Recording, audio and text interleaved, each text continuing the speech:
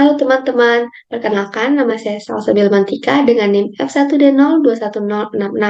Jadi di sini saya membuat video ini dengan tujuan untuk responsif berwenang yaitu deteksi tepi. Untuk mengetahui lebih lanjut mengenai deteksi tepi, mari simak video berikut. Jelaskan mengenai deteksi tepi sebelum lanjut ke pembahasan ke berikutnya.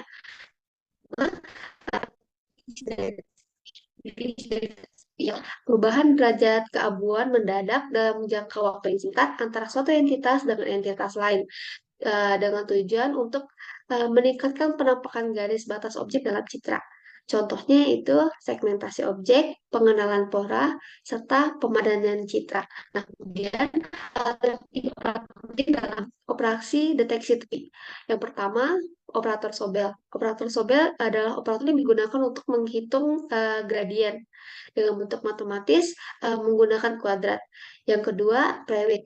Secara garis besar pengertian antara operator Prewitt dan operator sebelumnya itu operator Sobel adalah sama, namun akan tetapi perbedaannya terletak pada gradiennya.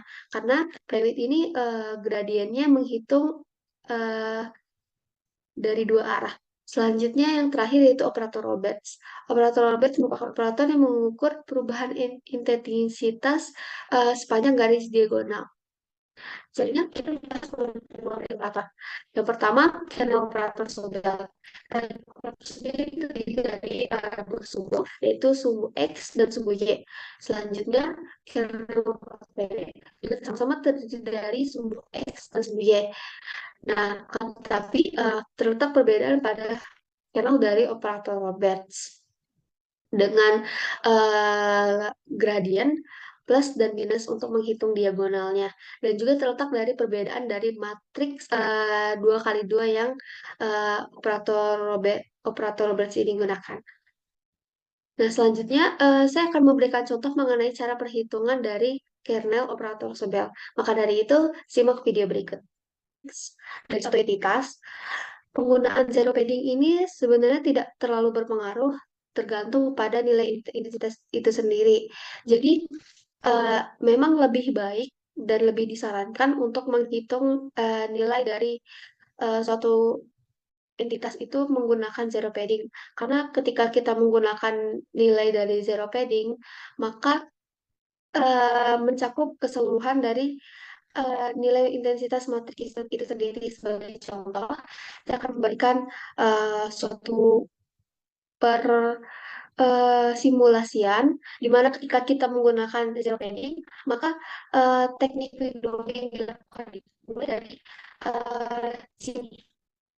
Jadi antara uh, keseluruhan dari nilai matriks itu sendiri. Namun ketika kita tidak menggunakan nilai zero, tidak menggunakan zero padding, maka keseluruhan matriks itu tidak akan terpenuhi. Jadi matriks akan memperhitungkannya dari langsung di sini.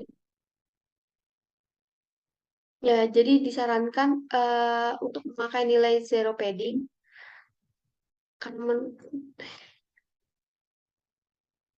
Oke teman-teman, jadi di sini sebelumnya saya telah mempersiapkan dari kernel operasi Sobel yang sebagai berikut, dan kemudian operasi matematisnya atau rumusnya sebagai berikut. Nah, sebelumnya juga saya sudah mempersiapkan matriks yang dimana berukuran 3 kali 3 dengan angka-angka atau masing-masing pixel sebagai berikut. Nah, selanjutnya di sini saya menggunakan zero padding. Tujuan dari penggunaan zero padding yaitu untuk memperhitungkan nilai suatu entitas atau pixel dari dalam matriks secara keseluruhan seperti berikut. Jadi, saya juga akan sedikit membahas mengenai mengapa kita memerlukan zero padding dalam hitungan dari suatu matriks. Jadi tujuan untuk penggunaan zero padding itu sendiri sebenarnya guna mencakup keseluruhan dari nilai matriks itu untuk memperhitungkan nilai dari keseluruhan setiap pikselnya. Sebagai contoh, kita menggunakan nilai dari zero padding, maka kita akan memperhitungkan nilai setiap piksel dari keseluruhan matriksnya berikut. Jadi kita menghitung dengan matriks padding ini, maka angka yang dicari adalah dari intensitas tanahnya ya. Nah, itu saja tujuannya. Kemudian kita lanjut mengenai pembahasan cara memperhitungkan ya dari sobat itu sendiri. Jadi saya akan mulai menghitung atau kita lakukan adalah dengan menentukan suatu matrik yang akan kita hitung, yaitu di segmen ini dulu. Jadi di sini kita akan mulai memperhitungkan dengan perkalian matriks antara X ini dengan matriks yang dipandai. Uh, Kali 1 0, ditambah 2 kali 0, 0, 0 kali minus 2, 0 kali minus 2, 0, 0 kali 3, 0, 4 kali 2, 8, 0, 0, 1. Jadi dari sumbu X yang kita dapatkan adalah 9. Oke, selanjutnya kita akan menghitung sumbunya atau gradiennya. 0 kali 0, 0 kali 0, 0, 1 kali 0, 0, 0 kali 0, ini 0, semua 0, 2 kali minus 2, minus 4,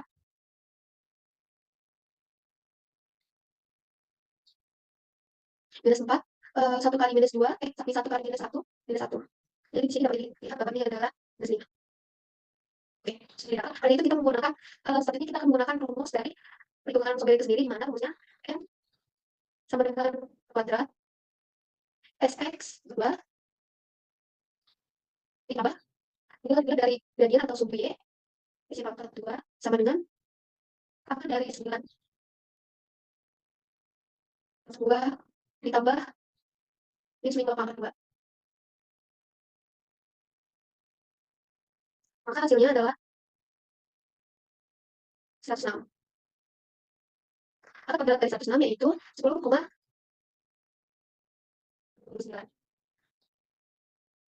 Maka nilai ini dibulatkan akan menjadi 10.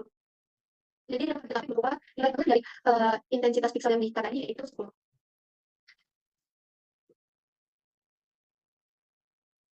Ya, jadi perhitungan ini selanjutnya akan berlaku kepada matriks-matriks yang lain, di mana perhitungan matriks ini dan matriks-matriks selanjutnya.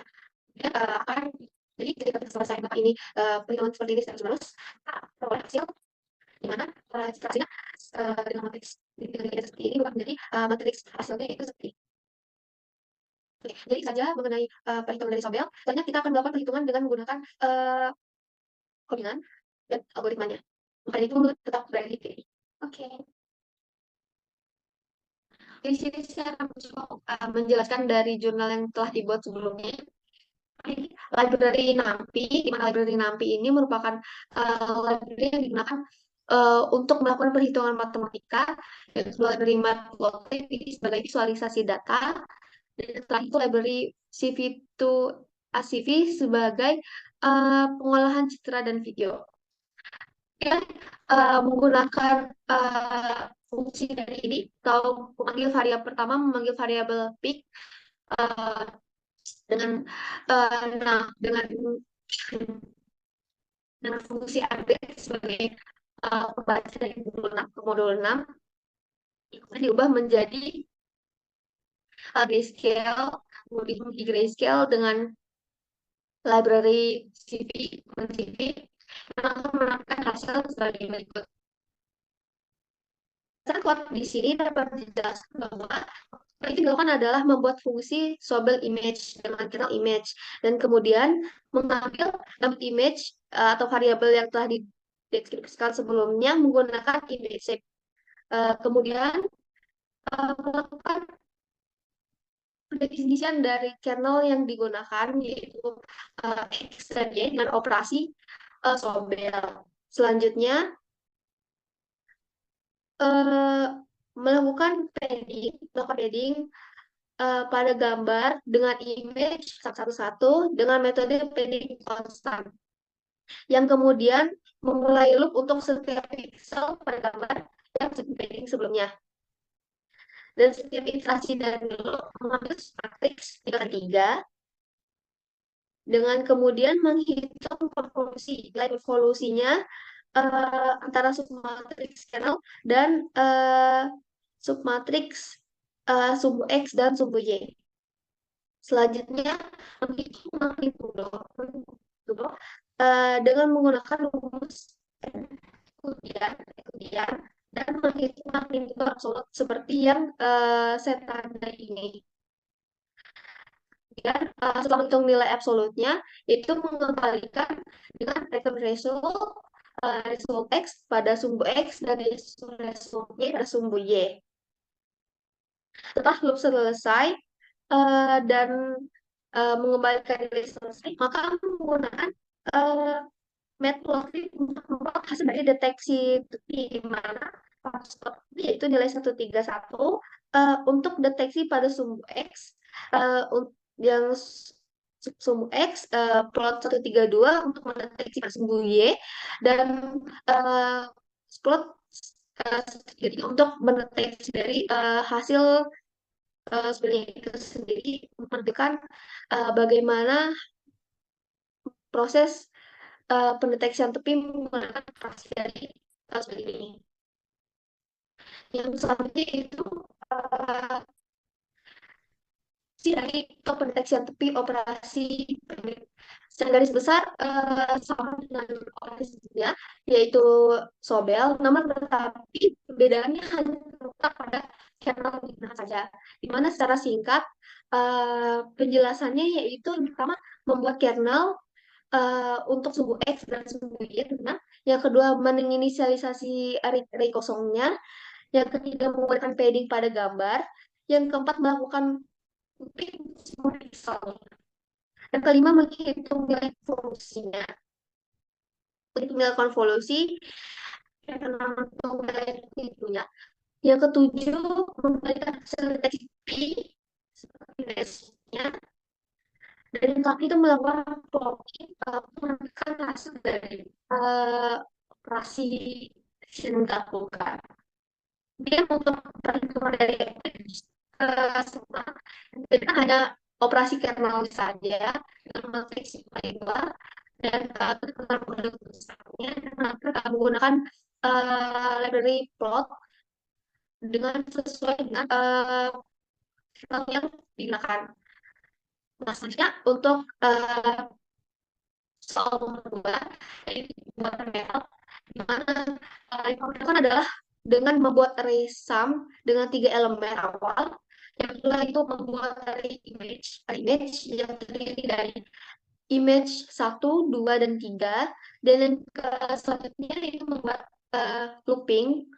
melakukan looping untuk setiap gambar dalam image, dan yang keempat itu setelah melakukan looping selesai, maka menggunakan serangkaian if else untuk membandingkan jumlah yang bukan nol pada setiap gambar dan mengembalikan saya yang menyatakan urutan perbandingan hasil dari deteksi P.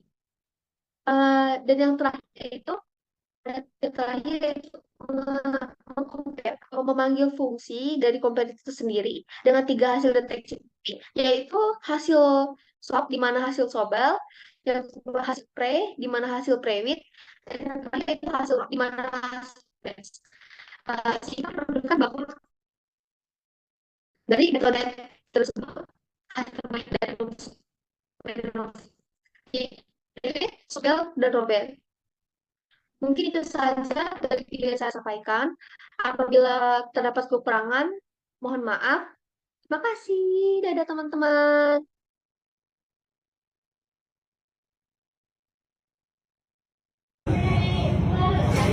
Oh, oh, oh, oh, gini. Gak kuat, gak kuat.